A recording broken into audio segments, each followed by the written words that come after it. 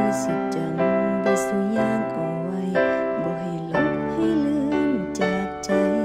ให้เจ้าของโชคดี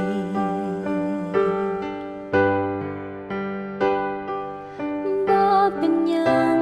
เขาเข้าใจไปโลดไปบ่ต้องห่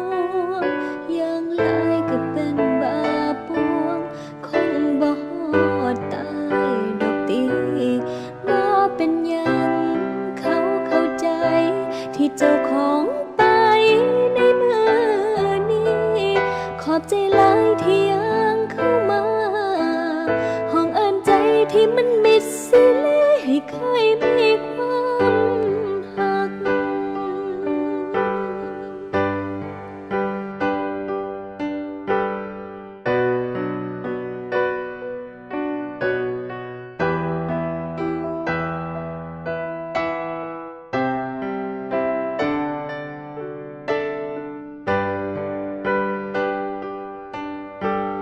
เรื่องเฮานั้น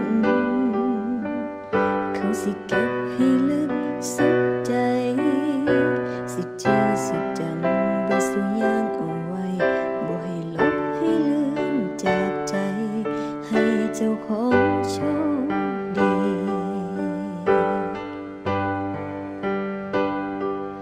บ่เป็นหยัง